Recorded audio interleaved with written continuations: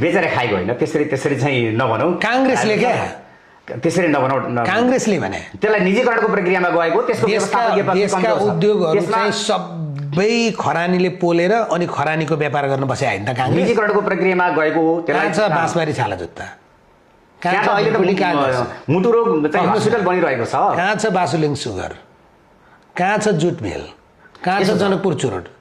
यो सबै यो उद्योगलाई निजीकरण गर्ने उद्योग सिद्ध्याउने काङ्ग्रेस यसै भन्छन्। यो लोकतन्त्रमा के हो भने उद्योग धन्दा व्यापार व्यवसायमा चाहिँ नागरिकले प्रतिस्पर्धा गरेर गुणस्तरीय उत्पादन गरेर जाने कुरा हो।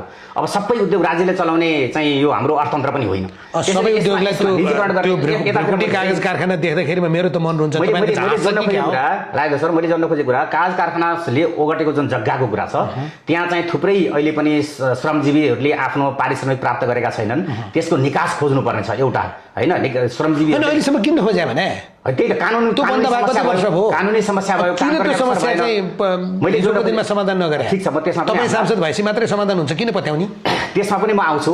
त्यो जग्गाको व्यवस्थापन गरेर त्यहाँ एउटा तपाईँको यो यसलाई के भनौँ भन्दा प्रदूषणको हिसाबले होइन, कुनै प्रदूषण नहुने गरी त्यहाँ एउटा उद्योग धन्दा केही सञ्चालन गर्न सकिन्छ। अब त पर्यावरण होइन, पर्यावरण मैत्री एउटा उद्योग सञ्चालन गर्न सकिन्छ कि भन्ने कन्सेप्टमा हामी छौँ। त्यत्रो जमिन छ, त्यत्रो सम्पत्ति छ, कानुनी उल्लेख देखाएर होइन। हो त्यो एउटा चाहिँ कन्सेप्ट हो। नभए त्यहाँ एउटा ठुलो चाहिँ सपिङ मलहरू कम्प्लेक्सहरू बनाएर होइन, व्यापारिक केन्द्र बनाएर कुनै न कुनै मोडेलले त्यो जग्गाको उपयोग आन्दोलन हुन्छ भाटभटिङ जस्तो आउला। त्यस्तो होइन। त्यहाँ त्यसबाट कुनै न कुनै तपाईँको नागरिकले सेवा पाउने गरी त्यसको बारेमा प्लानिङ गर्नुपर्छ भन्ने मेरो आफ्नो। तपाईँले भन्नुभएको छ नि, जस्तै मेडिकल कलेज बनाउने हो भने मेडिकल कलेज बनाउन सकिन्छ होइन। तपाईँ रजरकै त्यही जुन हामी युनिभर्सिटी बनाउने भनेको छौँ प्राकृतिक गर्न सकिएला, त्यो छ, त्यो त हो। तर यहाँ आएको नेपाल विश्वविद्यालय त यहाँबाट भागो छैन, त्यसको पनि व्यवस्थापन भइरहेछ। अनि जग्गा खोज्दै हाम्रो जिल्ला गोर्खा पुगिरहेको थियो नेपाल विश्वविद्यालय। होइन, हाम्रो खेलग्रामको नजिकै तपाईँको जग्गाको व्यवस्थापनको प्रक्रिया अगाडि बढेको छ। र यसैमा मैले अर्को जोड्न खोजेको कुरा,